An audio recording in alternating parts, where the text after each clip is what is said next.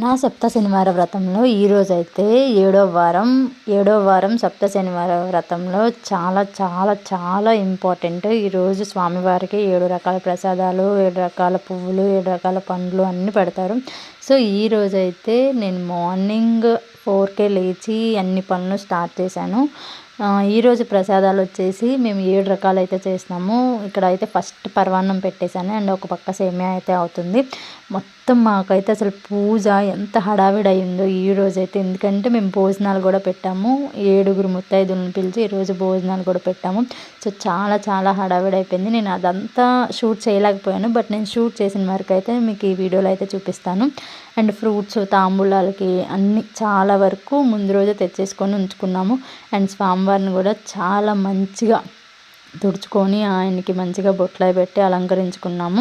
ఈరోజు నేను వచ్చి హాల్లో చేస్తున్నాను. ఎవరి వీక్ దేవుడి రూమ్లో చేసేదాన్ని, బట్ ఈరోజు కొంచెం స్పేషియస్గా అన్ని ప్రసాదాలు అన్నీ పెడతాం కదా, తాంబూలాలు ఇస్తాము, భోజనాలు అన్నీ ఉన్నాయని చెప్పి హాల్లో అయితే పెట్టుకున్నా. కొంచెం ఫ్రీగా ఉండిద్ది, వచ్చిన వాళ్ళు కూడా దేవుడికి దండం పెట్టుకోవడానికి ఉండిద్ది అని చెప్పి ఇంకా హాల్లో అయితే నేను పెట్టుకొని మంచిగా చేసుకున్న. పూజ అయితే చాలా బాగా అయింది. కానీ ఏంటంటే ఈ ప్రసాదాలు, ఇటు వంటలు చాలా కొంచెం హడావిడి, కానీ పూజ చాలా మనశ్శాంతిగా అయితే అయ్యింది.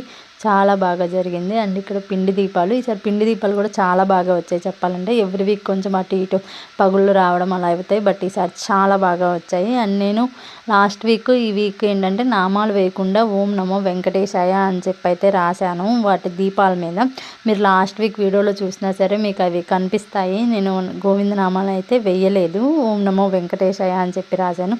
అండ్ నేనైతే ఇంకా దీపారాధన చేసేసి పూజ అయితే స్టార్ట్ చేసాను. ప్రసాదాలు వచ్చి బూరెలు, గారెలు, పులిహోర, శనగలు అండ్ అన్నం, కూర అవి నార్మల్గా పెట్టాము. అండ్ పరమాన్నం, సేమ్యా, దద్దోజనం ఈ 7 రకాల ప్రసాదాలు అయితే పెట్టాము. ఇంకా భోజనాల్లో నార్మల్గా ఇంకా సాంబార్ ఇవన్నీ ఉంటాయి కాబట్టి అవన్నీ పెట్టాము. ఇంకా నేనైతే కథ చదివేసుకొని మంచిగా పూజ అయితే చేసేసుకున్నాను. అండ్ నేను నాతో పాటు మా బుడ్డోడు కూడా ఈరోజు అయితే పూజలో పాల్గొన్నాడు. ప్రతిసారి వాడైతే బాత్ చేయడు కాబట్టి వాడిని రానివ్వను, బట్ ఈసారి వాడు ముందే లేచి నాతో పాటు మంచిగా స్నానం అన్నీ చేసి మంచిగా రెడీ అయ్యి అయితే కూర్చున్నాడు. ఎంత మంచిగా అనిపించిందో. ఈ వారం పూజ అయితే ఇలా కంప్లీట్ అయిపోయింది.